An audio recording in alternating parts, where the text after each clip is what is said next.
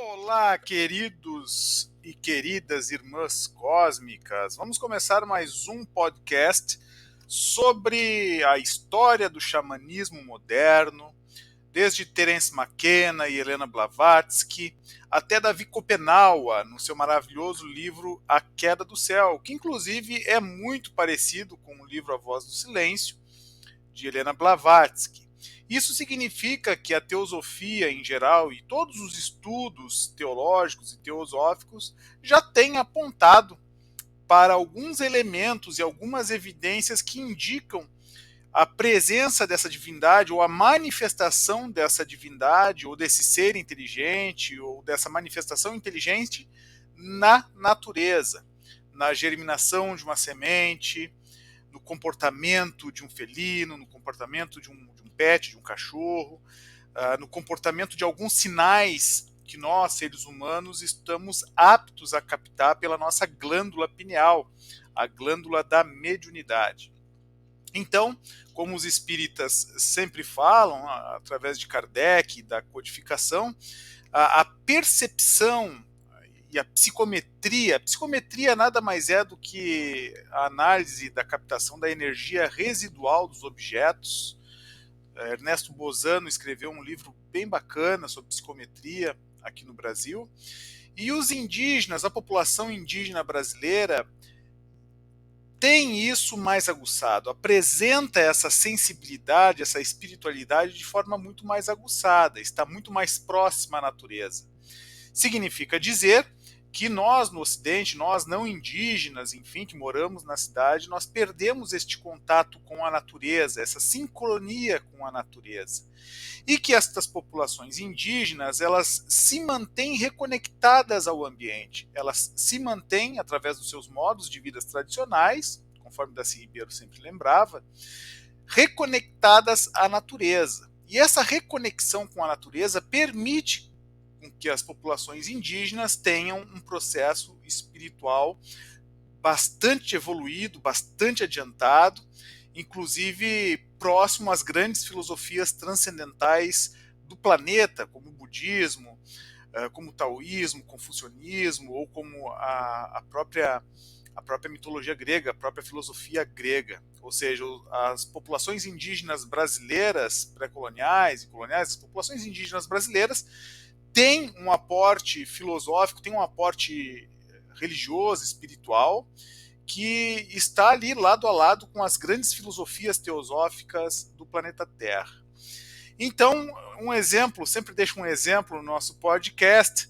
Quando eu estava no Vale do Xingu, junto com as populações Cuicuro, navegando ali no rio Culuene, que é um afluente do Alto Xingu, eu lembro do maninho Cuicuro, quando ele nos recebeu de barco e ofereceu para nós peixe e beiju, que é a alimentação presente quando chega algum estranho, ele sempre oferece um alimento primeiro.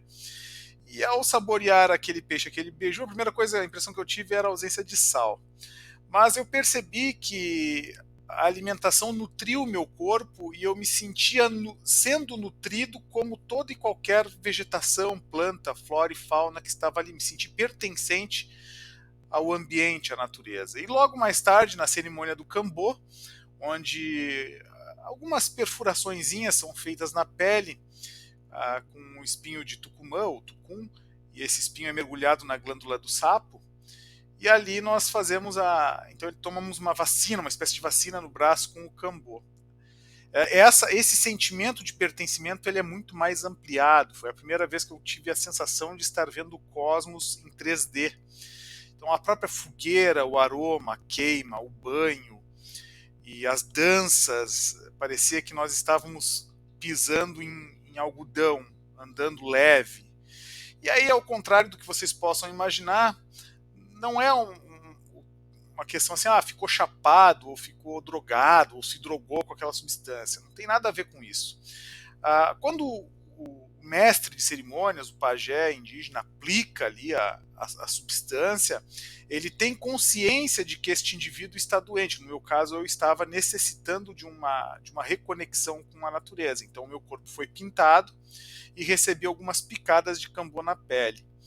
Então, Hoje, olhando para trás, eu vejo que aquilo me ajudou bastante a sobreviver, sabe, na vastidão do Mato Grosso e compreender que todos nós fazemos parte de algo e que o nosso corpo físico, nossa realidade física, ela é momentânea, ela não tem durabilidade, ela entra e por causa dessa realidade física nós adoecemos, envelhecemos e morremos.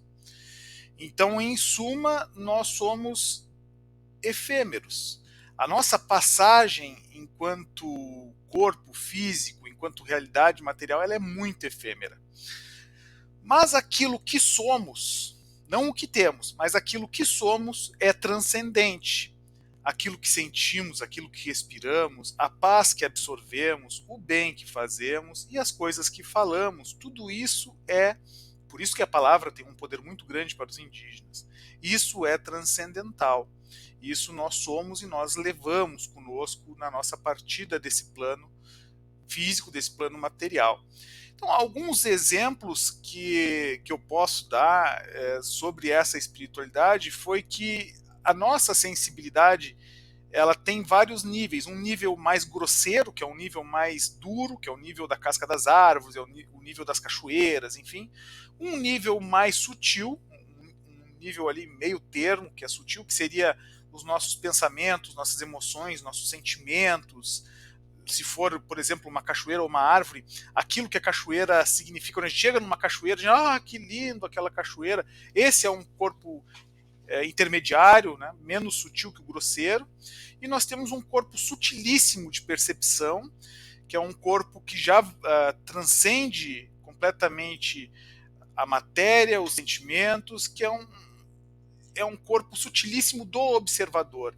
É aquela voz profunda, interna da intuição, da alma, do espírito, que nos diz, nos orienta, através da própria experiência do espírito, o que deve ser feito.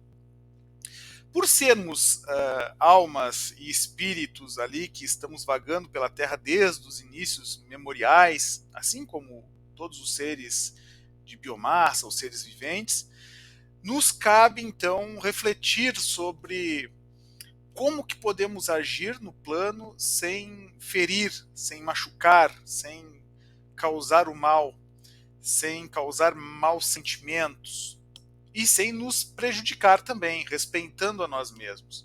Isso aí fica essa nossa reflexão para o próximo podcast. Um grande abraço quem escutou até aqui e essa semana teremos mais. Um grande abraço.